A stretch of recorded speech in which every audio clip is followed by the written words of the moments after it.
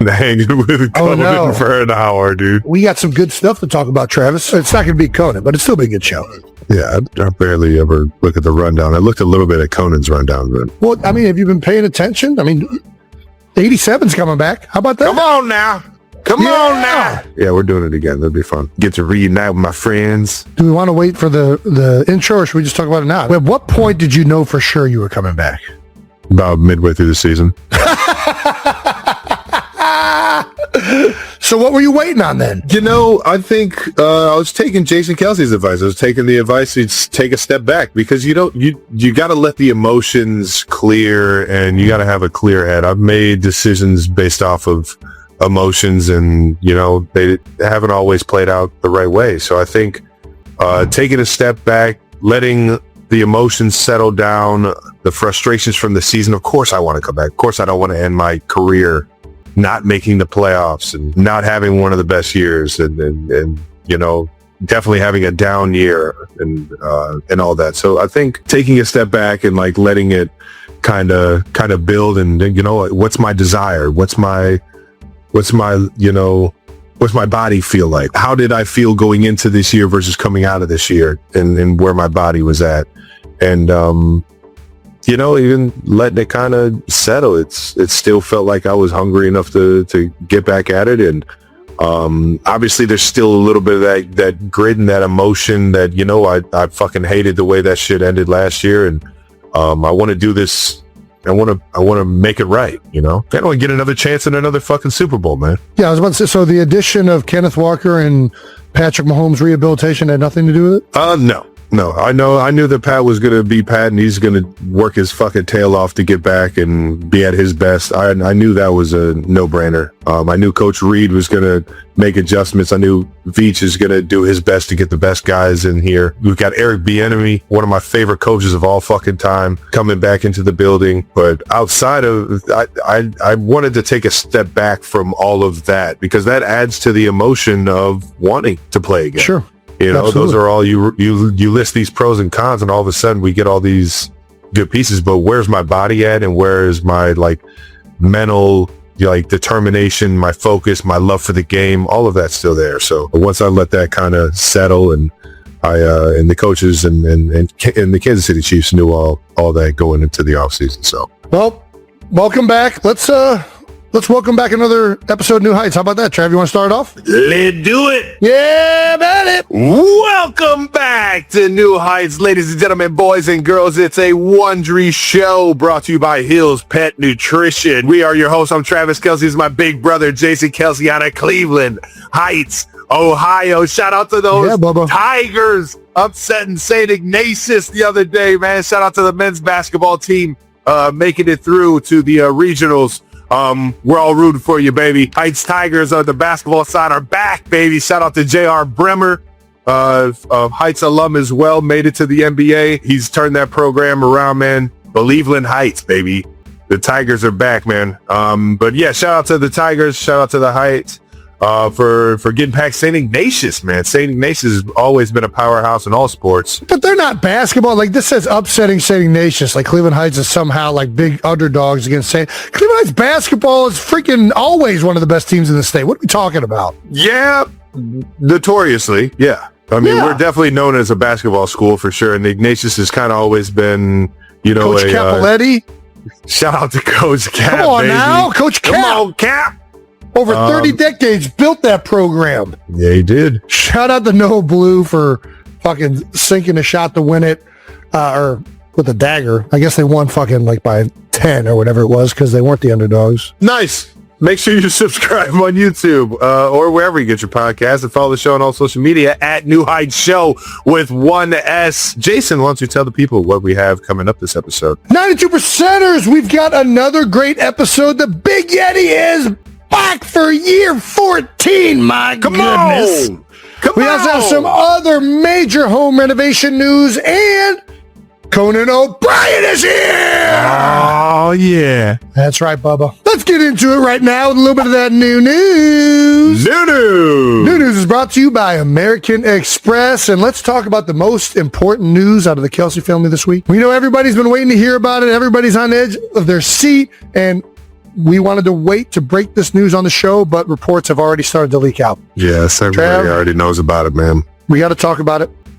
Yeah. As mentioned, the tweet that leaked out has been viewed over 24 million times. Donna Kelce is remodeling her modest Florida home. Let's give it up for Donna. Mama. Give it up for Mama Kelce. Mama. I told her if she needed me to like screw some door hinges in, I could have fucking done it for her, but I guess she wants to do the whole remodel. Yeah, I mean, I gotta say, modest home. Listen, Donna's changed. 9 windows and 6 doors, Mom? Really? We are that spoiled now? You got to do all your windows in that condo? Mom, I was just there. Not going to steal. What's next? The golden plated toilet or the Swarovski diamond plated fucking big, like faucets? I don't know. Mom, those doors seemed to work just fine when I was there last month. What kind of doors is she installing? I don't know. Maybe there's like a new like remote control door. You just press a button and it just opens up by itself. I don't know. Well, congratulations, Mom. I can't wait to see how beautiful this home looks. It was already cozy. Which HGTV show do we think is remodeling it? It was honestly the comments. Oh, it's hilarious. All time. I mean, it's a completely absurd. 24 million. It's absolutely ridiculous. I hate to give it to them, but TMZ, you guys fucking struck gold with that one. Really got the people going. I just really want to know what the advertisement is for. Like, what do we? It's got to be an HGTV show, right? No chance. There's no chance they're putting out a TMZ article unless there's some type of like advertisement of some sort tied to it. Nothing. No chance. All right. I promise you. It's what happens when your mom turns into reality TV. She's done it big time. She's on Traders, remodeling her home now. So proud of her. It is impressive. She's done it with grace. You've changed, Mom. Don't you do that to her. Well, if you need any extra hard-working men, you got 2 of them sitting here waiting to help you out. Yep, they're right over at the Home Depot. They're very good. I got them on speed dial. She doesn't want us replacing anything. We're going to fuck it up. She'll have to replace 9 other windows. Why? Because we'll install them all the wrong way. I don't know how to install a fucking window. Put that fucker in there. I don't think that's how you got to like nail it down. You got to make that thing airtight, especially the kind of window she's getting. Yeah, we're gonna need a ruler. The old Kelce way. I learned. Have you asked Mom about this? Have you talked to her about since this came out? No. I have no idea what this is. Should we ask her right now? Yeah, let's call her. Let's see how baffled she is that anybody even knows this. How fucking good would it be if she isn't doing this at all? I bet you $1,000 it isn't HGTV. Mom. Yes. We are doing the podcast right now. I'm on with Travis. Mama. She can't hear me. He just said hi. We nice. are wondering this tweet that has taken the world by storm. It's what the heck? I know. Even TMZ, like sent me a text and said, "Can you be on? This is really funny." I'm like, it's so stupid. They probably pulled a permit because they're coming on Monday to put my windows and doors in. Is it like an HGTV show, or is this just like a legitimate random? No. All I'm doing is my people are coming to put in my windows on Monday. Oh, nice. Well, at least you're not doing it yourself, Mom. Wait, you're doing 16 windows? The article says 9. It's because my whole apartment is all windows. Oh my gosh. It's windows all the way around the What do you replace? Are you going bulletproof? What's happening here? What are we replacing the windows with? Are you going bulletproof is a banger. This year, it got so cold down here. It was in the 30s. And I literally had sweat coming down the windows and pools of water in my living room because it couldn't handle it. These are cheap windows that were put in 20 years ago. These damn Floridians, they don't know about the old Midwest windows. And I'm like, I'm not doing this again. So I'm putting in new windows. So I called Due South and told them I wanted them to put some windows in. And this is the date. It was Monday, the 16th. And so that's next week, yeah. They'll be here for 3 days and they're putting windows in. So that's it, period. Well, I just wanted to say, Mom, they said modest home, and it feels like you're turning this place into a bit of a gilded palace, if I must say. So I think you've changed a little bit. I think you've had a taste of the good life, and now all of a sudden, what? Yeah, What? You know me. I'm so you know I am so like logical, and it's Mom, like I'm doing something so that I can save money on heating and air conditioning, and to keep my windows from sweating. That's as simple as it is. I know. We're just giving So we're just having fun with it too. It's amazing. It is hilarious so funny. and in an awesome way. So We love good, you. man. And then, you know what Disney did? Disney Parks went out there and said, they took a picture of Cinderella's castle, and they said, this is not what Mama Kelce is going to be renovating her mom's house into. And so I tweeted back and said, that's correct. Yeah. This is not what I'm doing. not what you're going for? Yeah, I spend almost as much time there. But I said no. Nice. Well, it's not. But I consider it my second home. Well, while they're remodeling the home, maybe Disney will let you stay in the palace as the queen that you are.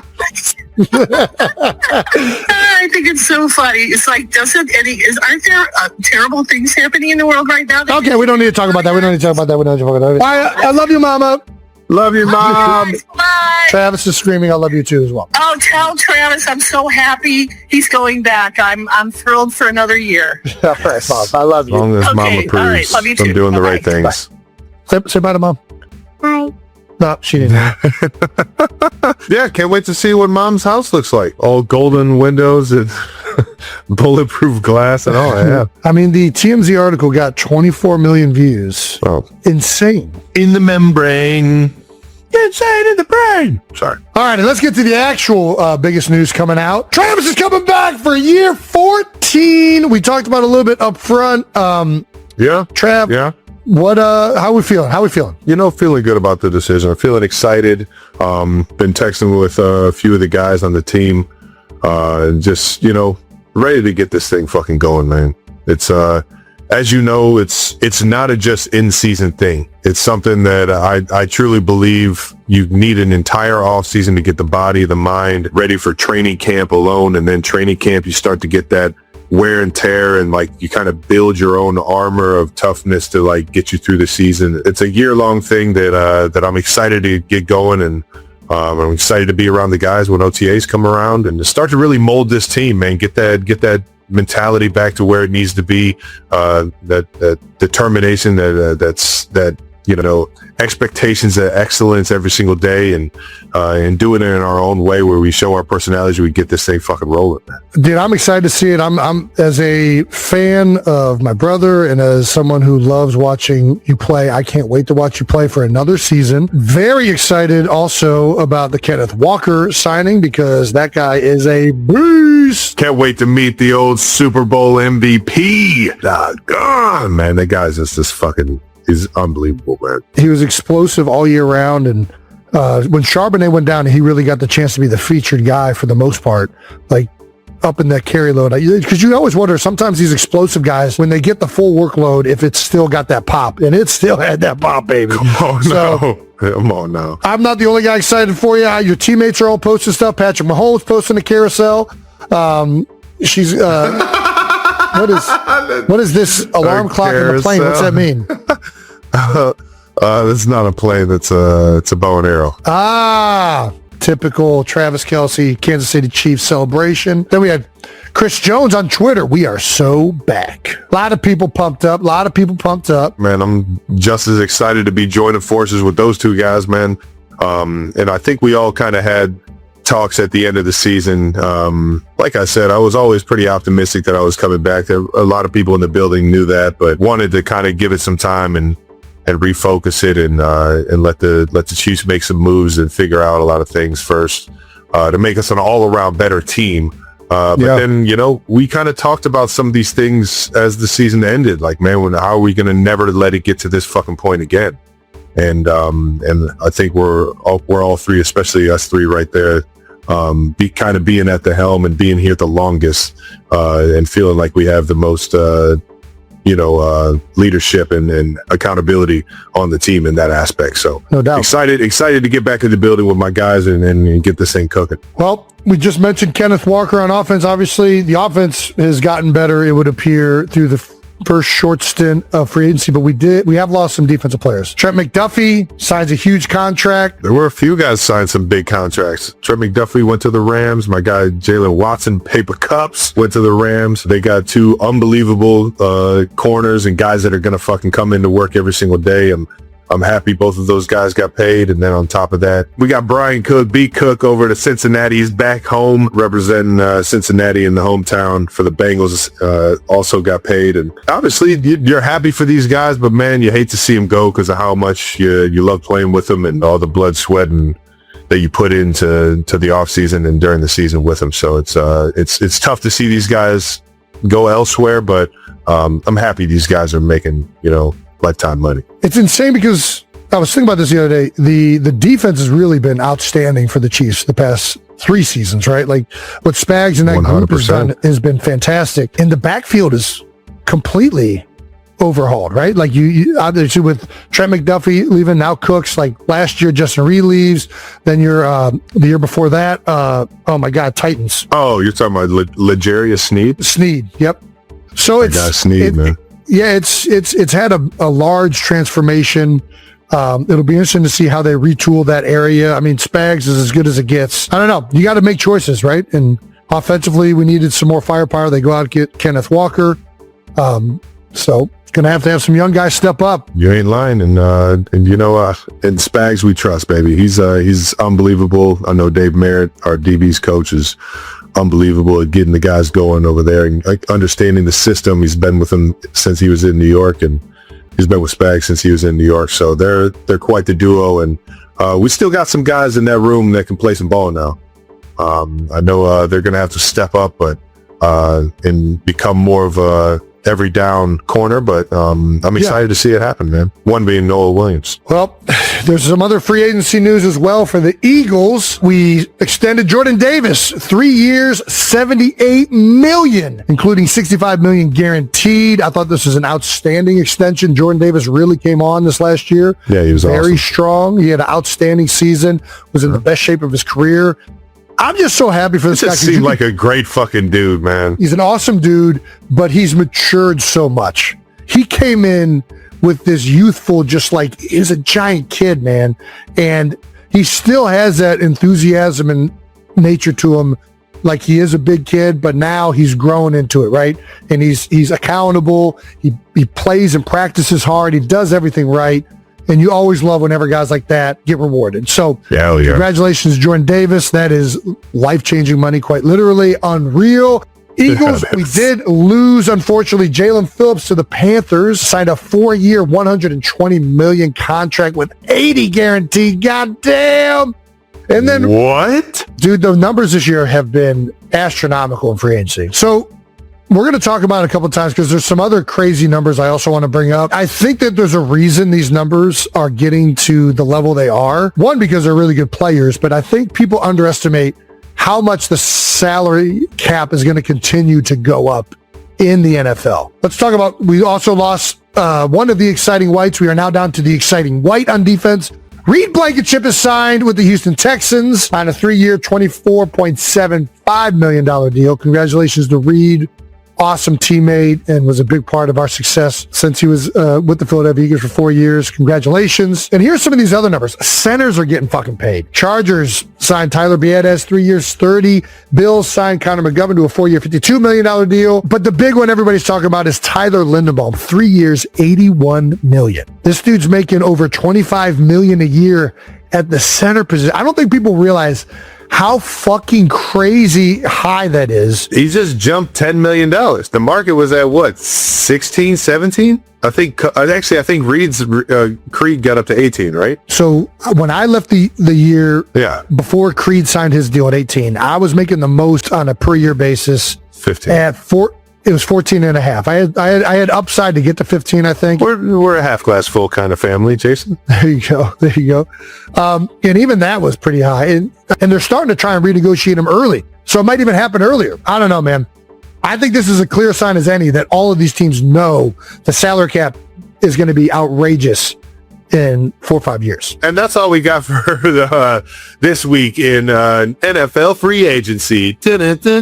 Last bit of new news, Jason. We got out of the house and hit TGL, man. Yeah, baby. Yeah. How fucking awesome was that? Well, you had quite a blast. You were there, 3 days in a row? 3 days. Sunday, Monday, Tuesday. Yep. And to be honest, I'm not gonna lie. I thought it was fascinating. The stuff that you were doing where you were going underneath, you were showing the locker rooms with the players have at their disposal out there. Also the technology that goes into all this stuff, the recovery, the workout rooms and everything.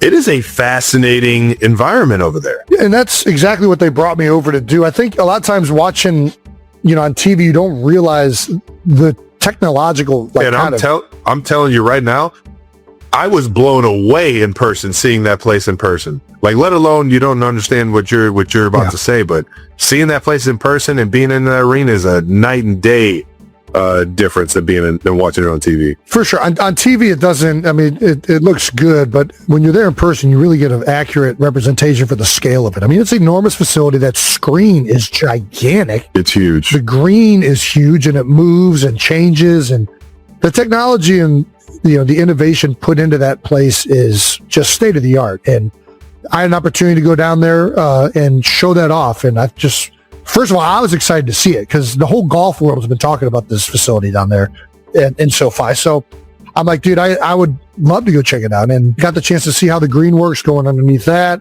Got a chance to hit on the simulator and got a chance to watch some of the best golfers in the world hit in front of a grandstand full of people. I will buy insane. that ticket every day of the week. 100%. Honestly, I will buy that ticket to see my guy, Minwoo, absolutely ripping the fucking ball. Dude, I got a nice little chipping lesson from Minwoo. Yeah, what did he tell you? Because you actually looked like you actually kind of took something better out of that. Yeah. So I feel like when I'm chipping, a lot of times I try to take my hands out of it as much as I can and just make it like a pendulum, almost like you're putting type thing. Yep. And he was like, dude, it's making you too stiff. You got to be more you got to have a little bit of release. It's not like a full swing, but it's got to be more fluid. So he was giving me some great advice. I was taking it with one hand and kind of swinging it. Then he was just kind of getting me to release the club still, even when I'm chipping. And right away, you can see how much more feel. When my hands aren't involved at all, it's hard for me to gauge the feel of hitting the ball. In an emotional moment on the popular New Heights podcast, football star Travis Kelce surprised fans worldwide by officially sharing, for the first time, the location of his wedding to his fiancée, pop superstar Taylor Swift. That moment was more than just an announcement. For Travis, it was a declaration of love, of the long journey that has brought him and Taylor closer to their big day. His voice was slightly choked as he spoke about the wedding plans, something fans had been waiting for since the couple confirmed their engagement. A special moment on the podcast. This week's episode of the New Heights podcast started fairly normally. Travis and his brother Jason Kelce chatted about football, the upcoming NFL season, and familiar behind-the-scenes stories, but midway through the show, Jason unexpectedly changed the subject. "Travis, everyone's been asking me every day about your wedding to Taylor," Jason laughed. "Isn't it time to tell them what's going on?" Travis chuckled softly, but his eyes became serious. He leaned back in his chair, sighed, and said, "Yeah, maybe it is." That moment immediately made Jason burst out laughing. "Oh my God. I heard that voice. That's the voice of someone about to say something important."